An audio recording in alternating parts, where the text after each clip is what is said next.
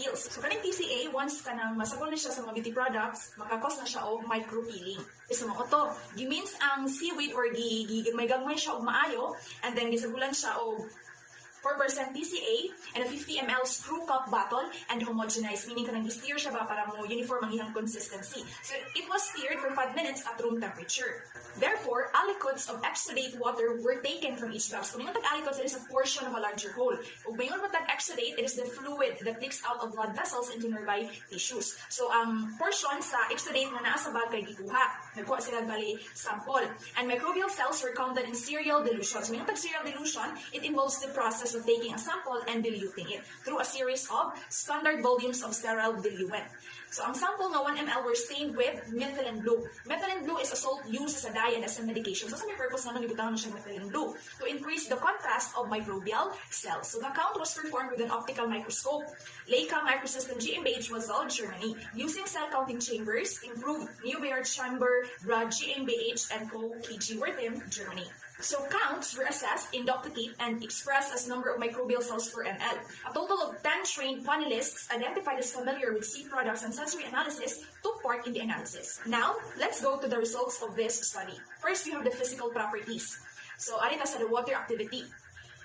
The water activity is a value between 0 and 1. A value of 0 means there is absolutely no available water.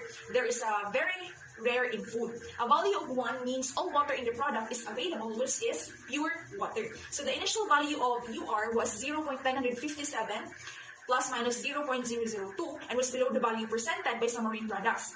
0.99 to 0.97 sa kanang sea vegetables, whereas 0.97 to 0.98 sa mga other seaweeds, unya 0.978 to 0.989 sa uban ng mga marine products. Although not enough to inhibit bacterial growth, most foods have a water activity above 0.95 and that will provide sufficient moisture to support the growth of bacteria, yeasts, and molds. In other words, kung taas ang water activity sa pagkaon, meaning makahatag siya ng sufficient nutrients para sa growth of the bacteria.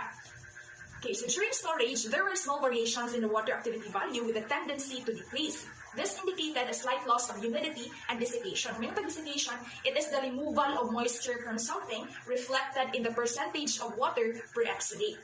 So, ni-reach siya of 7% sa 4 degrees Celsius o niya 9% sa 16 degrees Celsius, respectively. However, the evolution of water activity did not occur in the same way at both temperatures. Nga naman, kaya sa 4 degrees Celsius, progressive siya.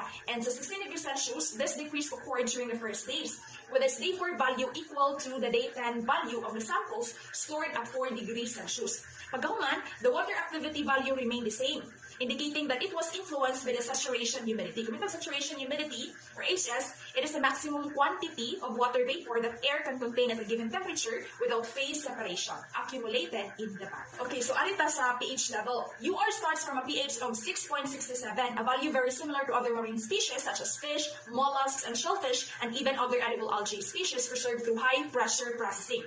This value indicates that seaweeds are species with a pH close to neutral, kaya diba? 7 ba ang neutral sa pH value or pH level, and therefore vulnerable to microorganisms. So, an increase in pH can cause an accelerated growth of some microorganisms and in turn produce an increase in pH, meaning kanang murag cycle siya ba tuyo-tuyo. So the results showed how UR stored at 4 degrees Celsius suffered a slight increase in pH during the first few days. Afterwards, decrease was observed until the 10th day when it increased strongly. So this effect probably took place through the formation and accumulation of acids such as lactic acid. So kaning lactic acid is a good preservative because it can kill and suppress bacteria in food as occurs in other marine